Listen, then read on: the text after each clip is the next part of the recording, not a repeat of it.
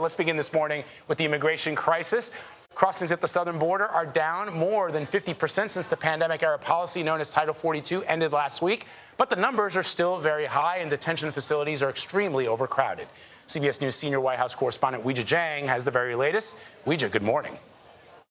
Good morning. President Biden himself warned Americans that it would be chaotic at the southern border, but for now, the crowds are calm. Administration officials say that is because the strict new rules that were put into place when Title 42 was lifted are working, but Republicans say the numbers are still too high and unacceptable. During a bike ride Sunday, President Biden was asked how things are going at the border. Much better than you all expected.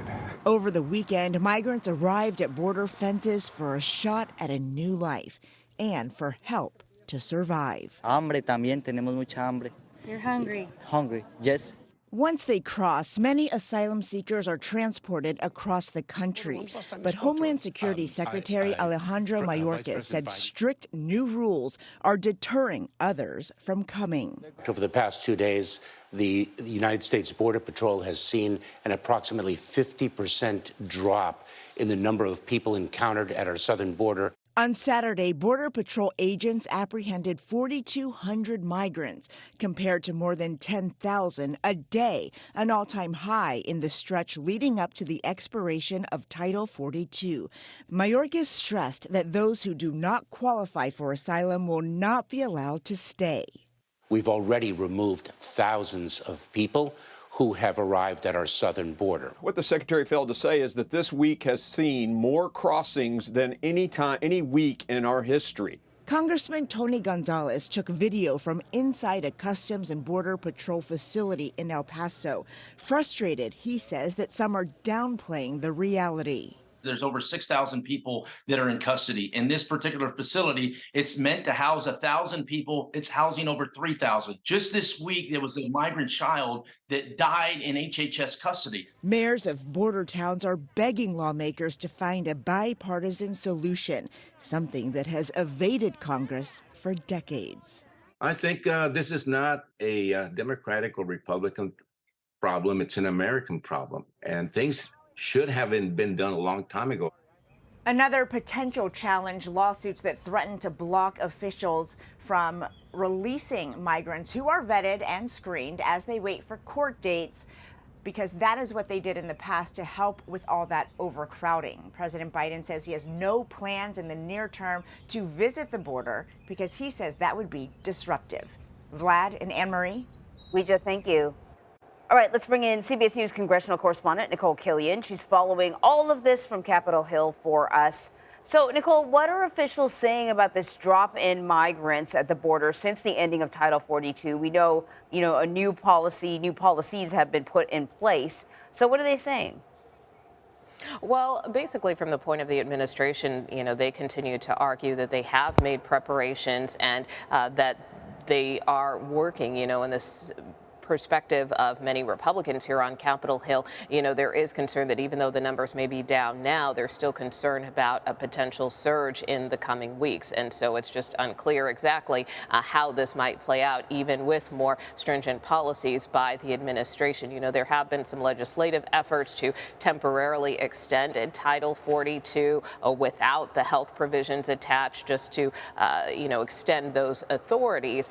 But it's unclear if that will garner any momentum here on Capitol Hill. It is a bipartisan effort by Senator Sinema as well as Senator Tillis. There's a companion bill on the House side. So certainly if we see those numbers start to increase, I would guess, lawmakers may start calling for legislation along those lines, even though it would just maintain the status quo. And of course, we did see House Republicans pass a pretty extensive border security package last week. While that doesn't really stand a chance here in the Senate, there is talk that maybe it could be a starting point to try to generate some discussions about a broader, more comprehensive immigration solution.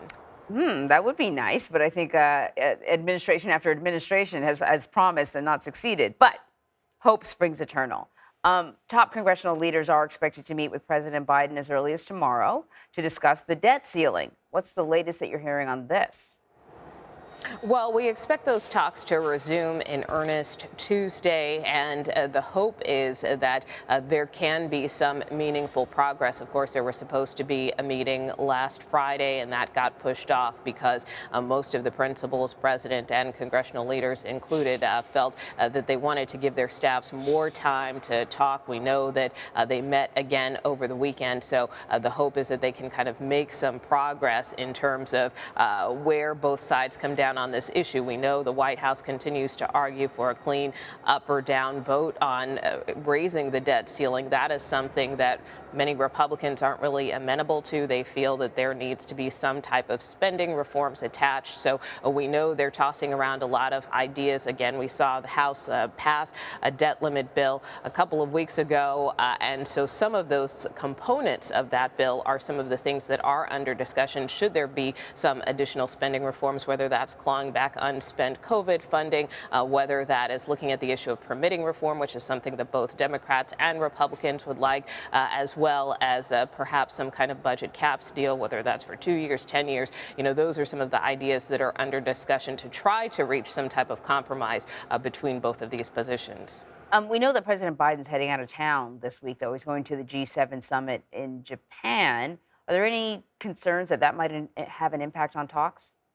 Well, the president has insisted he is still going to go on this trip come Wednesday, but, you know, there are a number of deadlines that both the president and Congress are up against. Keep in mind that the Senate is due to break for their holiday recess at the end of this week. The House is expected to break the week after. And then, of course, if you have the president abroad, it begs the question, when are they going to talk again? When are they going to come up with any kind of solution? Because whatever they come up with is ultimately going to have to clear Congress. And I think that is going to be the question this week, whether or not, you know, the Senate is prepared to extend its work period as opposed to going on this recess at the end of the week if they're not where they need to be yet. You know, we simply don't know the answers to that. But what we do know is that that X date, the infamous X date, when the U.S. could default on its obligations is expected to hit at the beginning of June. So we're talking just over 2 weeks before the White House and Congress need to reach a deal. Nikole Killion, thank you.